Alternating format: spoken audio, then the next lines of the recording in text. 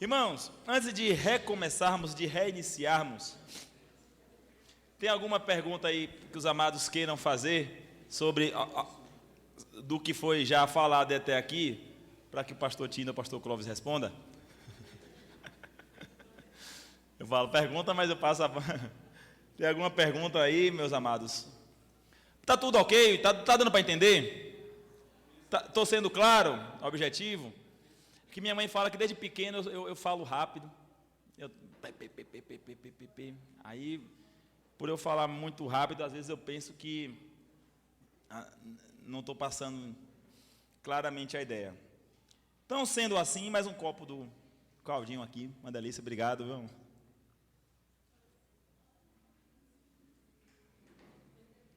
Vamos para frente.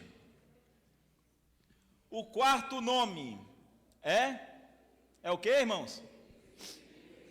Filho de Deus. Esse nome exigiu também 4 subinterpretações, visões, explicações. Claro, não obstante, não era comum que uma pessoa se intitulasse filho de Deus. Porque nós somos filhos de Deus, mas somos filhos espirituais, gerados pela mão, pelo sopro de Adão. Mas o filho da ideia natalícia, como é o que a menção do texto se refere, inclusive Jesus foi tido por até herege, por Belzebu. Os fariseus não pegaram leve com ele, quando ele afirmava ser o filho de Deus. Além do mais, ele não tinha os 2 cromossomos, X e Y, né? Ele só tinha o da mulher, o XY. É XY da mulher? É o X. Ele não tinha o cromossomo masculino. A divindade era tão evidente na sua concepção, que não tendo o cromossomo masculino, era para ter nascido sob visualização totalmente feminina, não tinha nada masculino que pudesse, mas por obra de concepção do Espírito Santo, em que o gerou, né, eternamente, e naquela citação de Lucas 1, que o Espírito Santo visitou a Maria, ali aconteceu a inseminação artificial do Espírito Santo. Não me pergunte como foi que os DNA se encaixaram ali, como é que funcionou a RNA mensageiro, RNA tripomossômico, não me pergunte, aí realmente só Deus para depois explicar, se Ele quiser dar satisfação depois. Mas, o Filho de Deus, o nome de Jesus como Filho de Deus é certamente oriundo das suas aplicações no Antigo Testamento. Ao povo de Israel, está aqui as menções de Êxodo, de Jeremias e de Oséias, a oficiais de Israel, especialmente ao prometido rei da casa de Davi, segue referências. 3, a anjos. Essas passagens aqui se referem como que filho de Deus, quando aconteceu episódios em especial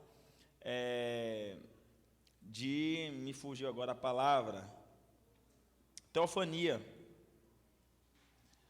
4, pessoas piedosas em geral. Aí é o Filho de Deus literal, que também Jesus está se referindo a isso quando se refere a si mesmo como Filho de Deus. Vou explicar no slide posterior sobre esses. Em Israel, o nome adquiriu significação teocrática, né? Então, um entendimento, o que é teocrática? É a respeito do governo, a respeito da mão de Deus. O governo teocrático é um governo de Deus governa. Depois que Samuel envelheceu-se e seus filhos não seguiram os passos do seu pai, e Israel pediu um rei, aquilo desagradou a Samuel, e Deus respondeu para Samuel o quê? Não se preocupe, não se entristeça, porque eles não estão rejeitando a você, eles estão rejeitando a mim. A partir de agora, a nação não me quer mais como sendo o seu presidente, o seu governador. Então, o povo escolheu um rei, baseado no que era um rei bonito, forte, alto e tal, majestoso. Escolheu quem, que sabe? Saul. Que por sinal, ô escolha, viu? Misericórdia, Senhor. Vamos ver aqui então as explicações a respeito do nome Filho de Deus. Primeiro, no sentido oficial, original ou messiânico, sobre ser filho de Deus, mas como a descrição do ofício que da natureza de Cristo, ou seja, do seu ofício como sendo a pessoa que Deus está mandando para representando na terra o seu próprio ser. Deus montou seu tabernáculo entre nós. Deus está vivendo e andando conosco. Então, esse nome é atribuído por causa desse ofício. O Messias pode ser chamado Filho de Deus como herdeiro e representante de Deus. Há várias passagens em que o sentido messiânico é combinado, e aí vai estar no item B, que é o próximo. B. No sentido trinitário. No sentido trinitário, às vezes o nome é utilizado para indicar a divindade essencial de Cristo. Então, Filho de Deus, em algumas das passagens, das menções, a ideia do texto é de que a essência de Deus está nele. Então, por ele ser Filho de Deus, ele é o próprio Deus. Porque sendo parte de Deus, não é menos Deus, não é um pedaço de Deus, é Deus. Como tal, ele indica uma filiação pré-existente que transcende absolutamente a vida humana de Cristo e sua vocação oficial como Messias. Segue as passagens e as paralelas. Paralelas é o seguinte, é a mesma história, só que relatado em outro texto. Em alguns desses casos, a ideia de filiação messiânica também entra, mais ou menos na mesma ideia de que ele é Deus. Ou seja, para dar a ideia de que ele é Deus, ele também é o Messias. Aqui algumas passagens de João, são 6, 9, 8, 16, 18, 10 e tal. Nas epístolas, Cristo é designado muitas vezes como Filho de Deus no sentido metafísico. Esse metafísico aí, nessas passagens, tirando Hebreus que nós não sabemos, desconhecemos o seu autor, as demais aqui, a carta aos Romanos, em 2 citações, de Gálatas, são escritos paulinos. Paulo fez questão de, na sua concepção grega dessa menção, ele ter dado a ideia de que é um filho de Deus do céu mesmo, metafísico, uma coisa, um bebê do céu que veio a nós, uma coisa que é para ninguém entender mesmo. Como é que é isso? Um filho no céu e o filho desceu e veio de Maria, nasceu um filho na mão de Maria e tal. A ideia da metafísica é justamente que transcende, é uma mistura da ideia do físico com a ideia do espiritual. No final, no último slide, tem até um versículo que eu já vou antecipar para vocês, de Romanos 14, 23, que diz: tudo o que não provém de fé é pecado. Muitas das coisas no que diz respeito à cristologia, principalmente quando mexe com o metafísico, precisamos exercitar, inclusive, a fé. Porque vai existir muita coisa que você pode explicar, e nem sempre vai se fazer entendido. E nem sempre vai conseguir ser esclarecido. Como, por exemplo, na unipersonalidade. Nós vamos ver isso depois. O sentido natalício. Cristo é também chamado Filho de Deus e em virtude do seu nascimento sobrenatural. Como foi relatado em Lucas 1, 35. Ele não nasceu do relacionamento entre um homem e uma mulher virgem, ainda desposada, noiva, prometida para o homem, sem ter tido um contato ainda físico com ele. Ela recebeu a notícia da sua gravidez, da interrupção dos seus dias, da sua rotina, da sua menstruação, e tudo isso, biologicamente, sobre a mão poderosa de Deus sobre a vida dela. Coisa que só Deus mesmo podia fazer. No sentido ético-religioso. É nesse sentido que o nome Filho de Deus é aplicado aos crentes do Novo Testamento. Aí, quando se fala de ética, fala-se do caráter cristão. Nesse aspecto, ou seja, no aspecto ético, nós somos filhos de Deus, quando somos cristãos. Em João 1, versículo 10, diz que todos aqueles quanto receberam, deram-lhes o poder de serem chamados o quê? Foram feitos filhos de Deus. Somente a quem recebeu ao Senhor. O que quer dizer que quando a gente vai querer afirmar, porque todo mundo é filho de Deus, não é assim não. Toda a terra, toda a humanidade é criatura. São pessoas que Deus fez. Filho, segundo a sua palavra, é aquele que aceita o Senhor Jesus como Salvador da sua vida. Então, se você aceitou Jesus na sua vida, se Jesus é o Senhor da sua vida, você é filho de Deus. Mas se você ainda não tem uma experiência pessoal com Cristo, você é apenas ainda uma obra da criação, uma criatura, um ser, ainda não é afiliado, você não teve a filiação com Deus ainda, e precisa entregar a sua vida a Jesus, para fazer parte de ser chamado filho de Deus. Amém? Esse é o último, o nome Kyrios, que é o nome Senhor. É aplicado a Deus na Septuaginta, como equivalente de Jeová, como tradução de Adonai e como versão de um título honorífico aplicado a Deus. Segue as citações. No Novo Testamento, vemos uma aplicação tríplice do nome a Cristo, um tanto parecida com a do Antigo Testamento, como uma forma polida e respeitosa de tratamento. Segue aí a referência, Mateus 8, 2, 20 e 33. Também como expressão de posse e autoridade, sem nada implicar quanto ao caráter e autoridade divina de Cristo. Ou seja, além do título de divindade, além do título de senhorio, nesse caso o título de posse, alguém que é um senhor. Próximo, com a máxima conotação de autoridade, expressando um caráter exaltado, e de fato praticamente equivalendo ao nome Deus. Então, essas citações aqui, aparece o termo Kyrios, com ou outras raízes, ou com outros sufixos, apontando o caráter exaltado de Jesus. Então, nessas passagens em específica, esse Senhor não é aquele Senhor apenas de que devemos servir, mas de que é o Deus entre nós, é o Pai da criação, é o Príncipe da paz, é o Senhor, é o maravilhoso conselheiro e soberano. Indubitavelmente, depois da exaltação de Cristo, o nome era geralmente aplicado a ele no sentido mais exaltado, todas as vezes, quando se fizer a menção depois, justamente da sua morte e ressurreição, era com essa mesma ideologia aqui nessas passagens.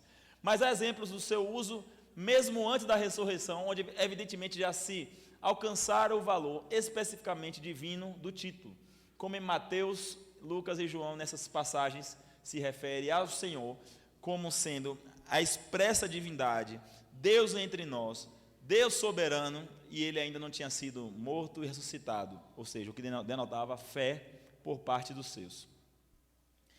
Há uma grande diferença de opinião entre os estudiosos com respeito à origem e o desenvolvimento desse título em sua aplicação a Jesus.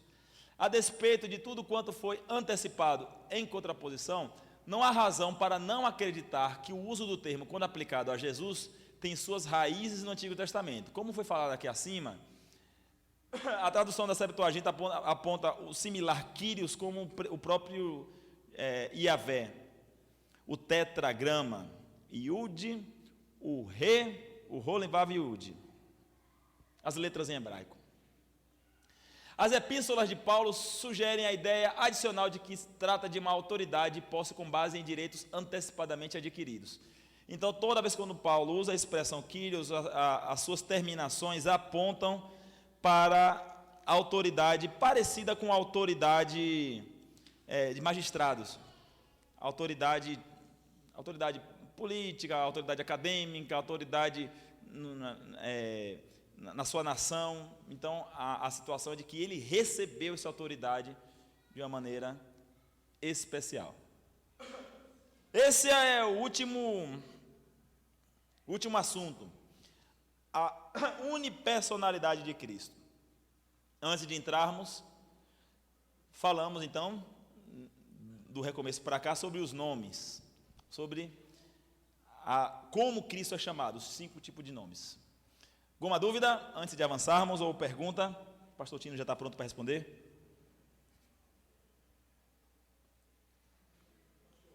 Oi, amado.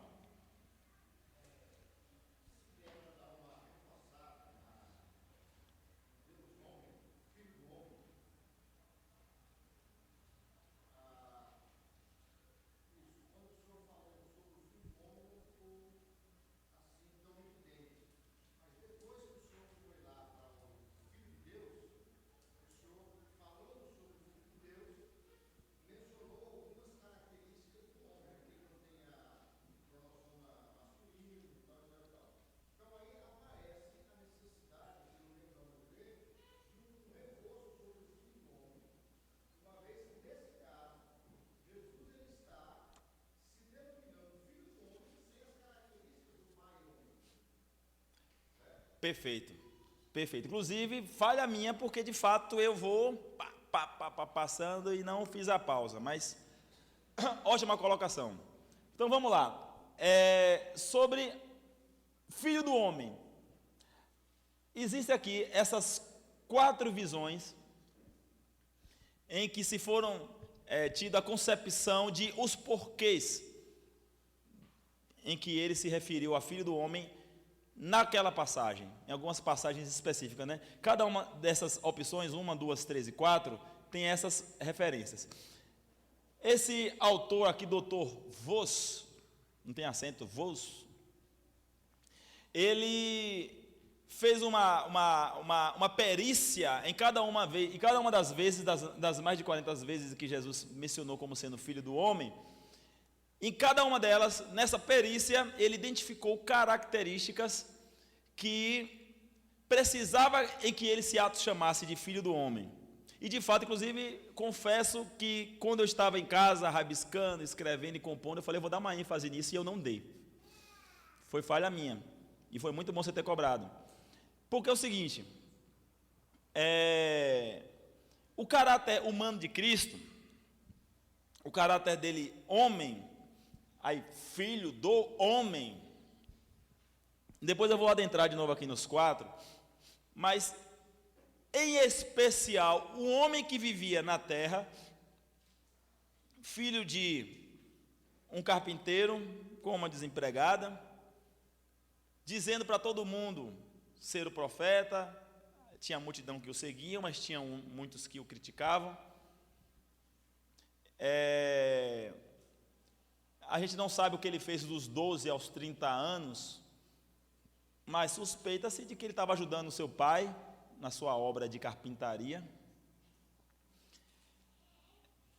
Ele fez questão de deixar claro que com tudo quanto se falava e se vivia do seu próprio respeito, não era uma visão, não era um mágico, não era uma divindade fazendo bruxaria, era um homem, mas que tinha autoridade de Deus.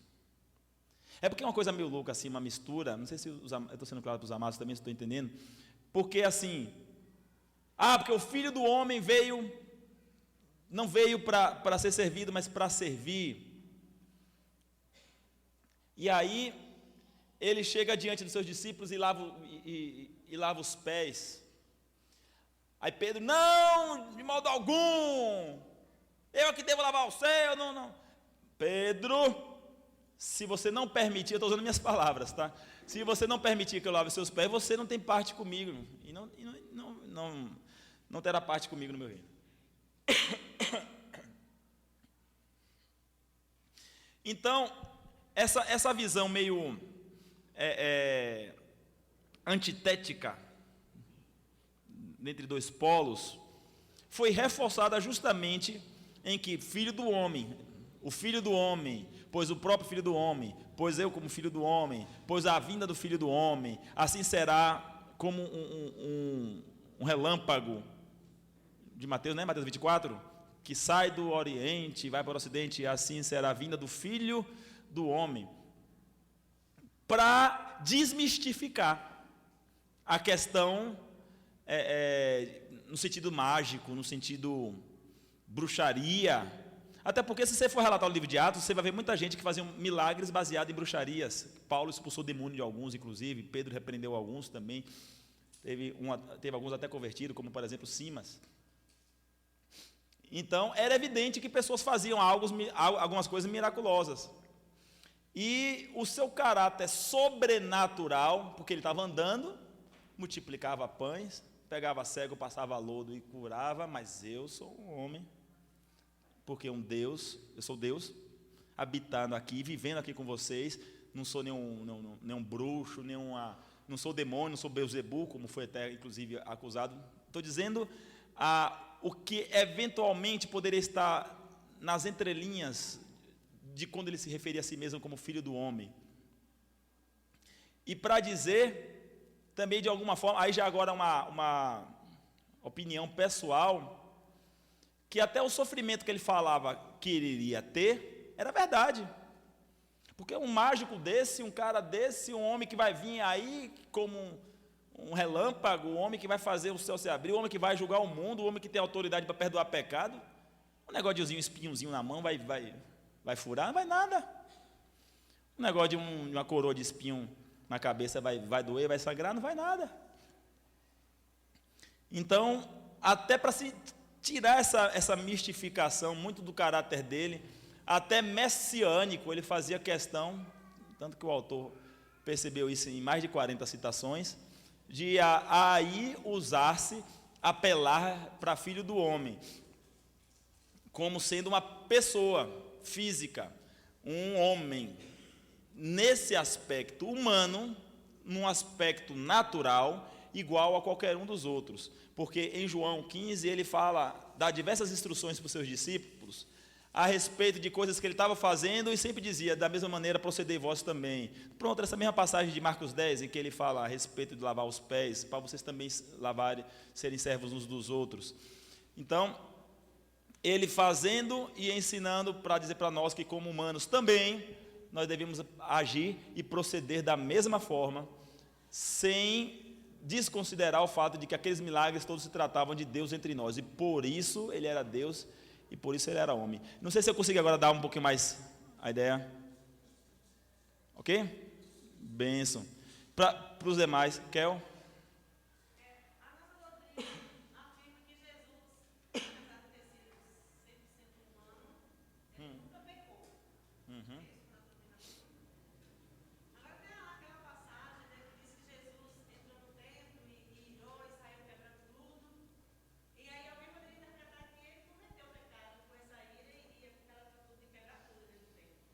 Assim.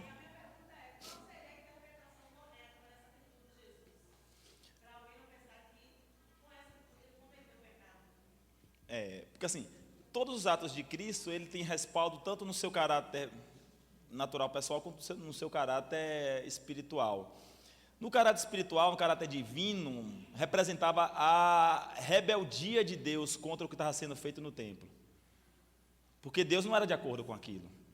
Deus não era de acordo com o uso do engano, o uso da prostituição no próprio templo para a comercialização que estava sendo feita. Aquilo Deus não aprovava. Jesus estava representando isso humanamente. Espiritualmente. E humanamente, Salmo 4, versículo 4, orienta a gente que o irar é permitido. Mas é o irai-vos e não pequeis. Ou seja, a ira é natural, a ira, nós somos passíveis de nos irarmos. Eu não posso seguramente afirmar que ali foi uma ira de Jesus, né? Jesus irou-se e tal, mas que de fato ele ficou brabo, né? Uma indignação, isso, a palavra, pronto, perfeita. Porque assim, não falou assim, aí Jesus irou, como falou Jesus chorou, porque aí tá fácil, tá lá, a gente pega Jesus irou, como está em Jesus chorou. Mas é uma indignação, uma revolta. Mas baseado nesse conceito do Salmo, é porque o nosso irar, ele é quase sempre precedente para um pecado. A gente está com muita raiva de alguém, de alguma coisa, a gente faz uma besteira. A gente fala o que não deve falar, faz o que não deve fazer, ou deixa de fazer o que deveria ser feito, só porque eu estou com raiva. Não vou fazer, não vou pegar isso, não vou fazer o favor. Aí fica assim. Aí a gente maltrata o irmão, a irmã em Cristo, por causa da nossa ira, que deixou germinar. E ainda, né, a gente leva isso para o travesseiro, ao contrário do que o salmista recomenda, né? Consultai no travesseiro o coração e o quê? O quê? Sossegai. E ainda em Efésios, não se põe ao sol, não deixa o dia terminar, guardando a ira, ainda que a ira, no nosso âmbito, nós agora humanos, ela é passível de acontecer, né? Ou seja, fiquei irado com o Ilan por causa de alguma coisa, ô Ilan, mas rapaz, o que aconteceu? E aí amanhã eu estou guardando isso ainda, lá vem Ilan na rua, eu vou pela outra rua, que é para não falar com o Ilan, e alguém me liga, rapaz, logo naquele dia, Ilan estava precisando de uma coisa, me liga alguém dizendo assim, rapaz, você sabe de alguém que está precisando disso, eu sabendo que Ilan está precisando, rapaz, não sei não. Ou naturezinha ruim essa nossa. A gente tem um ser um pouco vingativo, né? 2, 3, 4 dias depois, e muitas vezes o Ilan nem sabe o que fez comigo. Foi até sem querer, a gente que interpreta. Eu acho que pelo jeito que falou comigo, a pessoa está de mal de mim. Por causa disso eu estou de mal dela também. O ser humano é um bichinho cheio de charme, né? Cheio de picuinha. Ô Jesus, oi?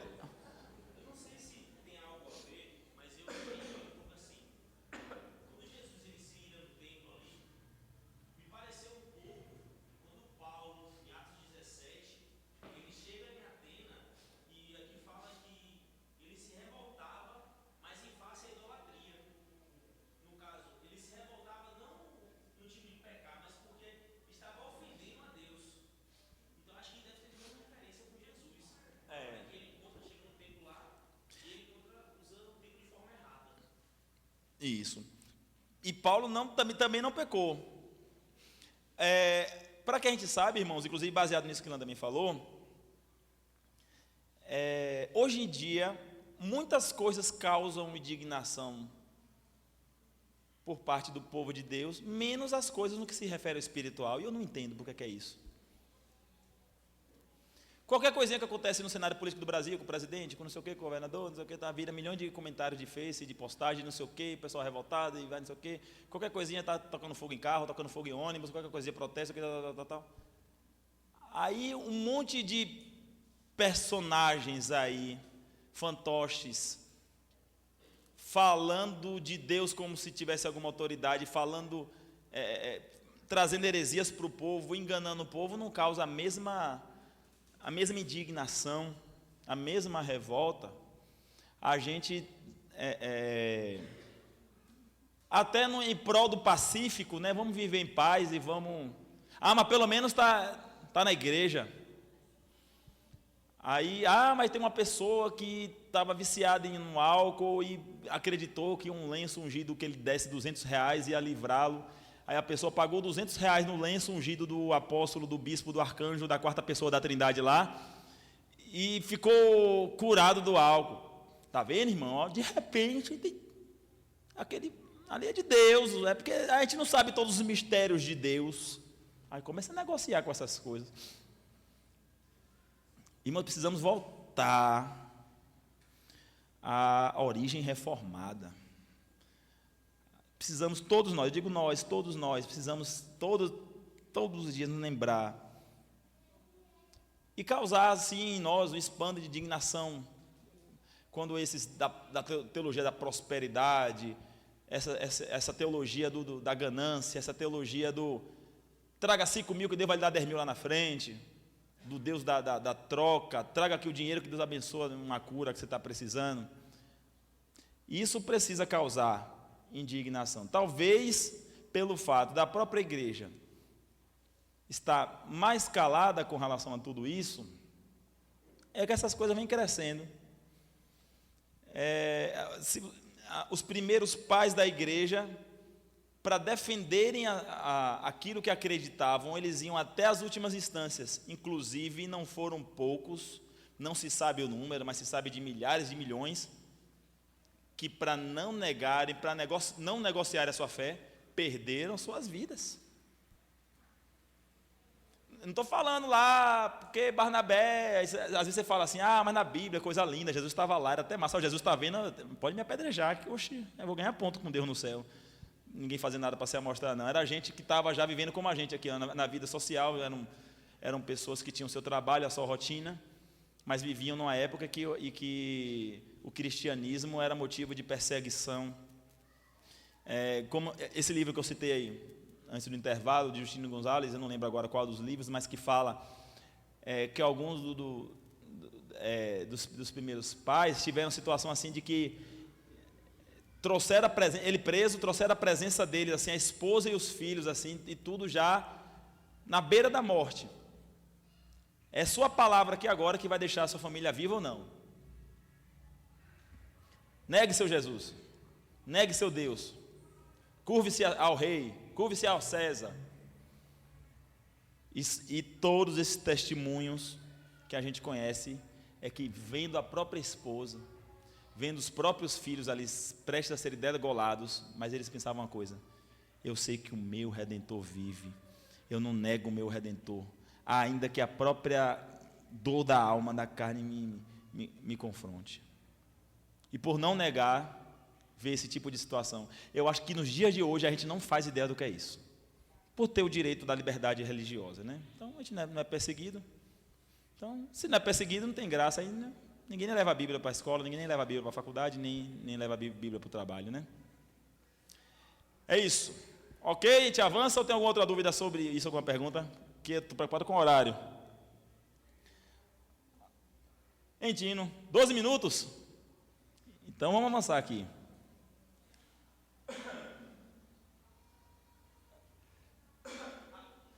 A prova bíblica da unipersonalidade de Cristo.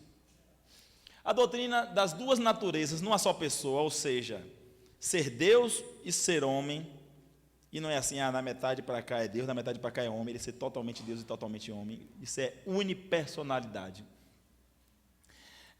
Numa só pessoa, transcende a razão humana. Eu achei interessante, como eu falei, essa parte aqui eu peguei de Berkhoff, não foi lá de Heber mais, que foi Heber, depois Berkhoff, Heber, agora Berkhoff de novo.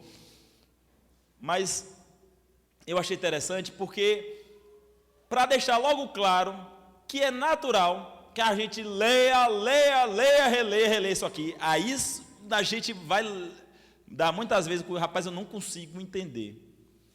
Porque não é meu ponto que eu vim falar aqui sobre a Trindade, Deus Pai, Deus Filho, Deus Espírito Santo, para entender que 1 mais 1 mais 1 é igual a 1, que os três são um é o Pai, Deus Filho, e é o Deus Espírito Santo, e não deuses ou semideuses. É confuso. E ainda trazer isso de Cristo transcende deixa eu pegar meu laserzinho. Transcende a razão humana. É a expressão de uma realidade supermental e de um mistério incompreensível, que não tem analogia na vida do homem, como a conhecemos, não acha suporte na razão humana e, portanto, só pode ser aceita pela fé na autoridade da palavra de Deus. Por esta razão, há redobrada necessidade de atentar para os ensinos da Escritura sobre esse ponto. Vai ter um momento, irmãos, que você vai ter que dizer, rapaz, é fé. Porque vai ter coisa, você vai explicar como para uma pessoa, rapaz, eu estou louco para ser crente, me explica aqui, pastor Tino, como é que é isso? Deus na pessoa, Jesus é Deus, Deus é Jesus, e então, Deus morreu na cruz, e Deus ressuscitou ao terceiro dia, o mundo ficou sem Deus 3 dias, aí chega um cara novo na fé, aperta um pastor, aí eu vou deixar que o pastor Cláudio, mas o pastor Tino responda, se alguém perguntar isso, vá lá na igreja mãe, aí, crê, e será salvo você, só creia, é fé, irmãos. Muita coisa do que a gente ensina, do que a gente fala na doutrina, principalmente neste âmbito, nesse aspecto, é fé na autoridade da palavra de Deus. Teve uma vez, lá na Vivo, que tinha um colega, ele era testemunho de Jeová. Eu sou o tipo de pessoa que eu nunca tive dificuldade de me relacionar com ninguém que pensasse diferente de mim em nada. Convivo bem com quem torce para o Bahia, convivo bem com quem torce para o Vasco. Lá no meu conselho, o conselho é todo vascaíno. Oh, Deus. Aí o Flamengo pede para o Vasco. Até a reunião do conselho vai ter, não. Pirraça. Convivo bem. Lá na Vivo, então, meus irmãos, o que tinha de homossexual trabalhando. Teve um período, durante 1 ano e meio, que eu tinha 25 funcionários. Desses 25, 20 eram homens. Desses 20 homens, 18 eram assumidos de brincão, de batom, de chamar de boneca uns dos outros lá no ambiente de trabalho. Aqui é ambiente de trabalho. Ah, Pedrinho! Pedrão. Para você é Pedrão. Chama de Pedrinho. Pedrão, meu irmão. Fala assim, desse jeito. Que o cara um gosta, vai cheirar outro, meu irmão. Ah, é para lá. Nunca tive dificuldade, não, mas vá para lá. Não é encostar. Pedrinho, eu trouxe uma lembrancinha para você. Deixa aí. Obrigado. Deus abençoe. Não era assim também. Mas enfim, esse um outro amigo que é testemunho de Jeová, ele, rapaz, vem cá, você que é crente. Mas aí que tá, né? Porque eu convivo bem, mas não é todo mundo que não vai deixar de pirraçar, de procurar, né? Eu estou lá na minha trabalhando. Vem cá, rapaz, você que é crente. Como é que você consegue crer nesse negócio de Jesus ser Deus?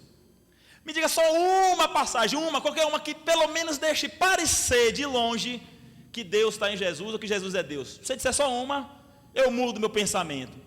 Aí pronto, eu não gosto de discutir, mas já que ele pediu assim uma coisa bem rápida, só uma, vamos lá.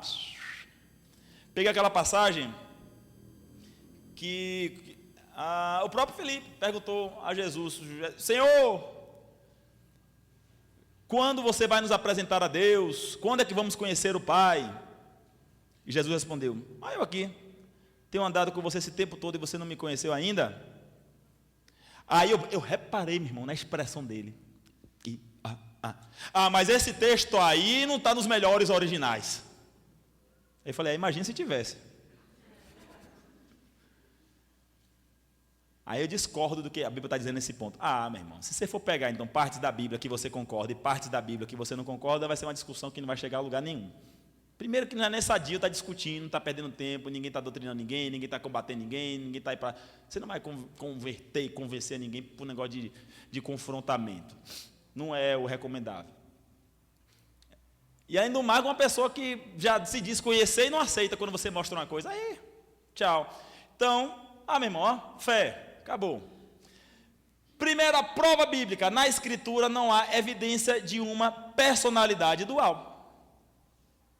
Ou seja, nenhum ponto da Bíblia fala de que o próprio Senhor Jesus eram duas pessoas diferentes. Quando se faz menção da sua natureza humana, como com a sua natureza divina, era todo por um. Não separava-se. Não se dizia que eram duas coisas ou duas pessoas. Não era uma coisa tipo, Jesus dormiu homem e acordou Deus. Hoje ele vai estar andando sendo Deus, tá? Amanhã tal. Não existe essa referência. Em primeiro lugar, há uma consideração negativa de não pequena importância. Se houvesse uma personalidade dual em Jesus, naturalmente esperaríamos ver alguns indícios dela na Escritura. Mas não há indício nenhum. Não há distinção de um eu e um tu. Ou seja, aqui ele está brincando até como se tivesse Jesus dialogando com a outra parte dele. Na vida interna do mediador. Como aqui vemos com relação ao trino ser divino, onde uma pessoa se dirige à outra. Além disso, Jesus nunca fez uso do plural a referir-se a si próprio, porque as minhas pessoas... Como assim, Jesus? Explica as minhas pessoas. Não, porque eu sou Deus e sou homem. Ele tivesse uma palavra ele falando em plural. O plural é peculiar, mas com toda a probabilidade ele se refere aos que estavam associados a ele, em oposição a Nicodemos e ao grupo que ele representava, da passagem de João 3. Segundo, ambas as naturezas são representadas na Escritura como unidas numa só pessoa. É o que nós vemos falando aqui nessa noite. Há passagens da Escritura que se referem às duas naturezas de Cristo, mas nas quais é mais que evidente que só se tem em mente uma pessoa. Essas são as passagens em que você entende as duas naturezas de Cristo. Mas nessas passagens você não ouve falar sobre dois seres. sobre um perfil dualista. Romanos 1, 3 e 4, Gálatas 4, 5, Filipenses 2, 6 a 11. Em diversas passagens, ambas as naturezas são expostas como unidas. Em parte nenhuma, a Bíblia ensina que a divindade no abstrato ou algum poder divino estava unido a uma natureza humana ou nessa manifestado, mas sempre ensina que a natureza divina, no concreto, isto é, a pessoa divina do Filho de Deus, estava unida a uma natureza humana. Segue aqui as tantas referências. Irmãos, basta que a gente entenda que desde quando, lá em Lucas 1, 35, que o Espírito Santo veio sobre Maria e tomou posse daquele bebê, entenda que ali uniu-se ao ser. E se eu fosse perguntar para você hoje, essa união, em algum momento da história, ela foi rompida? Teve um desligamento? Teve assim, tipo, deixou de ser Deus ou deixou de ser homem? Se eu perguntar a você, quando Jesus subiu ao céu, ele subiu como alma, como pessoa, como Deus, como homem, com o quê? Ser glorificado. Mas estava em carne?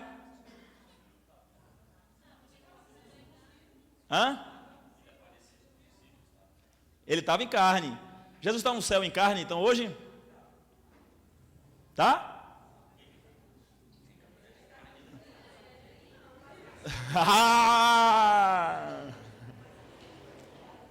Ele está, irmão. Tá.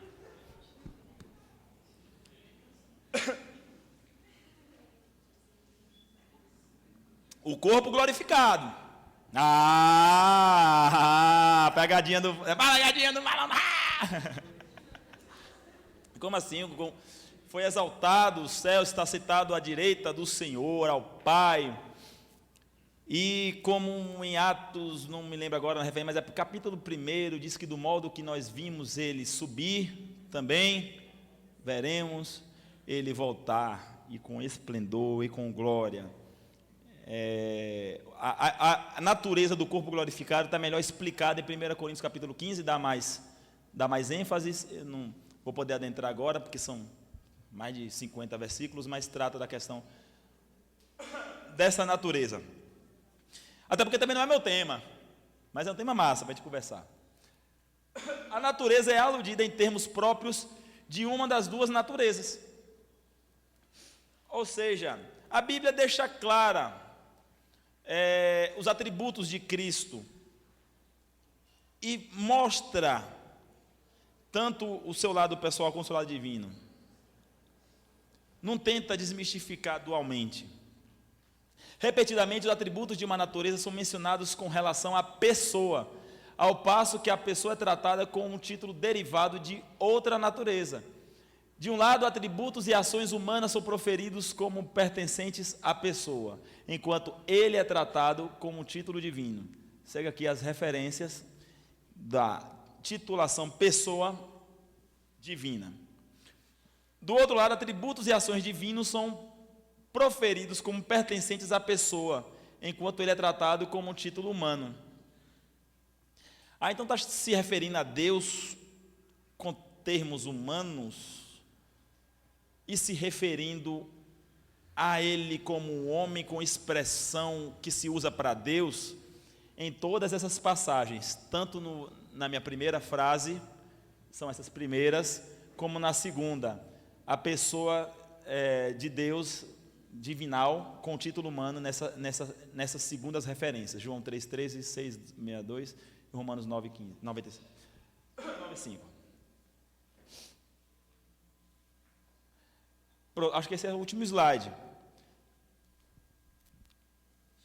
Deixa eu ver, é isso mesmo. A unipersonalidade de Cristo, um mistério. A união das duas naturezas, uma pessoa, é um mistério que não podemos compreender. Então está sendo explicado, está sendo dito, a gente está mostrando na Bíblia os pontos que apontam para esta crença, porque a Bíblia é nossa guia, a Bíblia é nossa mestra. Mas para dizer assim, bota na cabeça isso, Bota a trindade nisso, bota a unipersonalidade de Cristo nisso, para entender com matemática. Você vai chegar para um cientista que ele vai dizer que 1 mais 1 é igual a 2, não vai ser igual a 1. Então, e por essa mesma razão é frequentemente negado. As negações que se existem, tanto do ponto de vista teológico, porque existem teólogos que tentam combater isso, quanto do ponto de vista filosófico, é baseado unicamente no fato de dizer eu não aceito porque eu não entendo. O que não é inteligente da parte de quem pensa assim. Não concordar porque não entende. Tanta coisa que a gente não entende. E quer dizer agora que você quer ter a mente igual a de Deus, você quer entender as coisas igualzinho a Deus. Se Deus fosse 100% compreensível em tudo, além do que Ele se permitiu ser conhecido nas Escrituras, então a gente seria a mente de Deus. Às vezes é comparado com a união do corpo e a alma no homem, e há mesmo alguns aspectos de similaridade. No homem há duas substâncias, matéria e espírito, intimamente unidas, espírito e alma, tá? Porque aí já é outra discussão, a questão de dicotomia e tricotomia, quem crê em corpo, alma, espírito, ou corpo e alma ou espírito, né?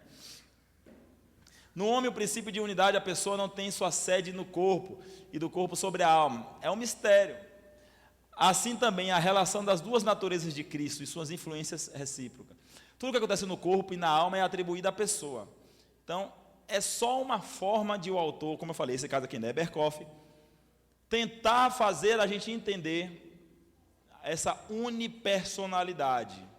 Então, está se fazendo alguma coisa contra Tim, está se fazendo alguma coisa contra a minha pessoa e contra meu ser, minha alma, ou espírito, para quem pensa a questão de alma versus espírito. É um bom tema para discutir depois, Heber. Questão de se nós somos dicotômicos ou tricotômicos. Teve, foi? Rapaz, no outro. Mas quem foi que pegou esse rojão? Foi Tarcísio, foi? Ei, pastor Tarcísio, eu não queria estar aqui no dia não, viu? Você acha a referência bíblica para as duas coisas, aí vai de pessoa. A presbiteriana não define. A IPB crê na tricotomia. Não tem assim uma posição oficial. É um assunto que a margem, a própria IPB tem os dois pensamentos. Eu, particularmente, não me pergunte, depois é um outro assunto que eu não vim com essas referências agora. Particularmente, eu sou dicotomista. Para mim não tem três coisas, para mim tem duas coisas: corpo e a alma, ou espírito. Mas é outro assunto, não? Naturalmente, a comparação é defeituosa. Ela não ilustra a união do divino e humano, e do infinito no finito. Tampouco ilustra a unidade das duas naturezas espirituais numa só pessoa. É só para ter uma ideia mesmo. No caso do homem, o corpo é material e a alma é espiritual. É uma união maravilhosa, mas não tão maravilhosa como a união das duas naturezas de Cristo. Só lhe deu glória. Dos 5 solas eu botei esse, mas podia botar solos Cristo, né? Tudo que não provém de fé é pecado. Anotem essa referência. Romanos 14, 23, parte B. Quero mais uma vez manifestar minha gratidão ao convite, pastor Tino, ao abrir de portas aqui dos amados, pastor Clóvis, a vocês, a igreja. Agradeço a vocês pela paciência, vocês me aturarem, mas dentro desses 3 últimos slides aí, há alguma dúvida aqui para o pastor Tino responder? Alguma pergunta?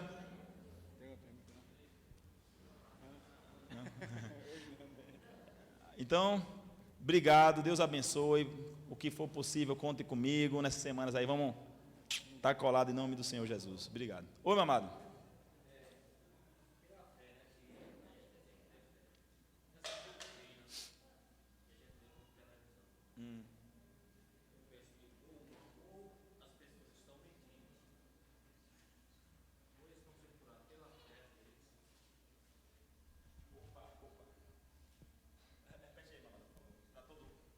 Dessas doutrinas que aparecem na televisão. Ou os fiéis estão mentindo, ou eles estão sendo curados pela fé, ou o diabo cura. Ou até Deus cura, né? Porque Deus fala assim, rapaz, deixa eu ter misericórdia desse pecador aqui, né? Mas deixa eu dizer uma coisa, para quem nasceu e vive em Salvador, Como diria uma expressão de Salvador, acho que não, você, João Dourado, não conhece não, essa expressão, macaco velho. Eu andei com uma raça de gente lá em Salvador, conheci uma galera.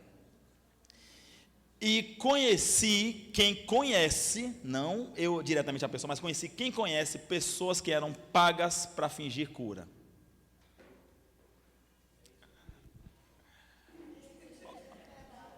Ora por mim, apóstolo. Eu acordei com a perna travada e não sei o que e tal. Oi, papão. Aleluia, estou curado e tal. Ou então quando aquelas curas meia boca, né? Tipo uma pessoa chega, eu não entendo essas curas que Jesus faz em alguns lugares dessa televisão não. Chega uma velhinha lá, ora por mim que eu não consigo andar, que a coluna, não sei o que, com a perna, né? Aí o cara faz a oração lá de meia hora. Aí, anda aí agora. Estou curada, aleluia, Deus curou. Isso é cura? Desse jeito antes ficasse doente. Como é que Jesus curou e está desse jeito? A referência que eu tenho de cura é de Atos capítulo 3, que tinha um homem que não tinha as duas pernas, ele só tinha até o joelho, no templo da igreja, na porta chamada Formosa, quando Pedro e João foram lá para a oração da hora nona, e por favor me dá uma moedinha. O que foi que eles responderam?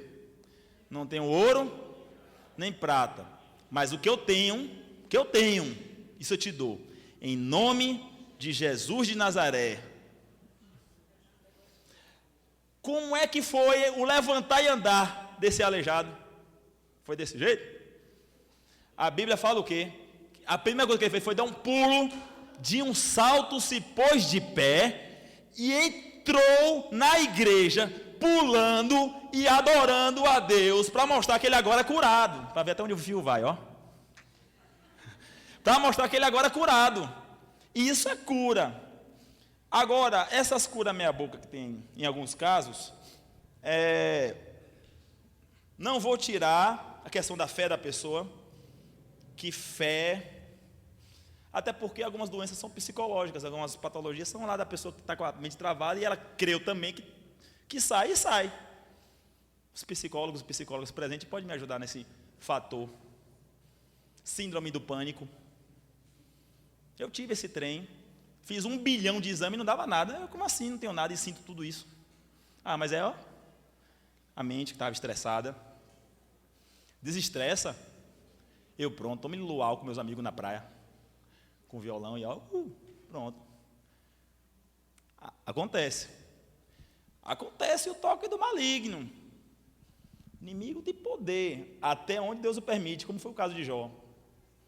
Doenças permitidas por Deus, mas colocadas pelo maligno, que colocou e que tira.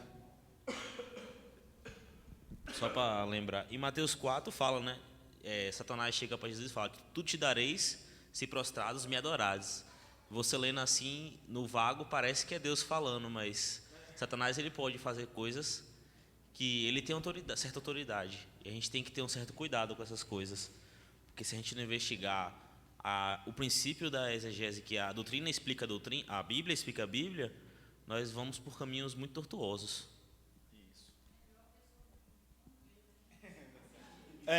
Isso, é melhor nesse...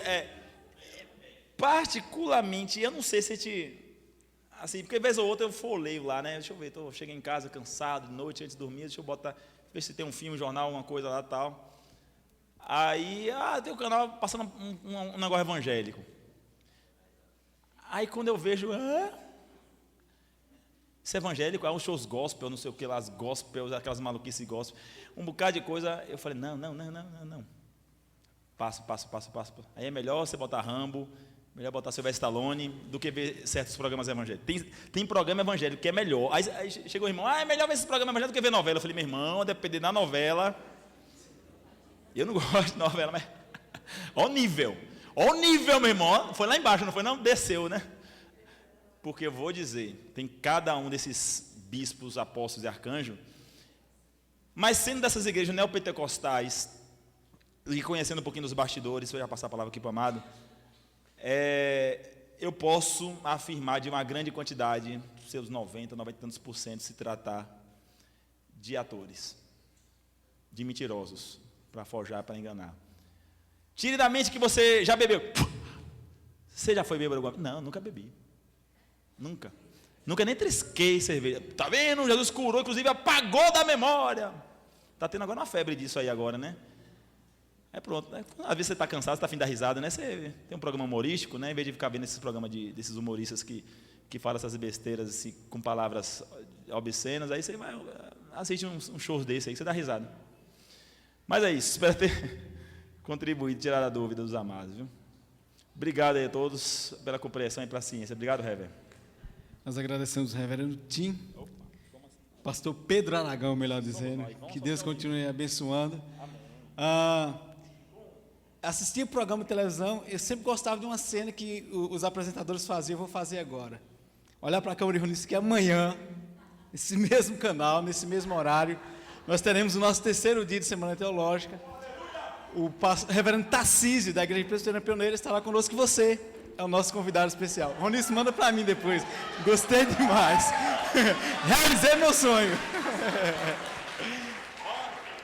Tem um papelzinho aqui. Vamos descobrir aqui quem é? Eu não assinei não. Cadê Beto, hein? Vamos embora, amanhã a gente assina. 91. Beth, quem é o 91, Beth?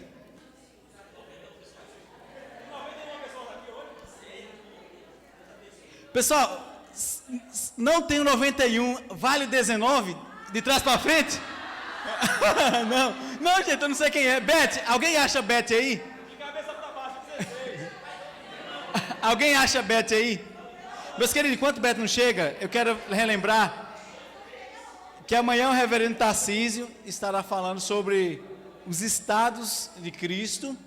Na sexta-feira, o reverendo Gilberto estará falando sobre os ofícios de Cristo. Meus queridos, a nossa intenção, ou o nosso propósito, é fazer uma semana teológica por mês. Então, amanhã, se você tem alguma sugestão para a gente aderir à semana teológica, você pode trazer anotado, e nós vamos estar recolhendo essas sugestões, então a coordenação vai estar avaliando. Eu creio que vocês podem contribuir com essas sugestões. Então, nós vamos sortear um novo número, ou 91 tem? Tem alguém? Não tem? Outro, pastor Tim?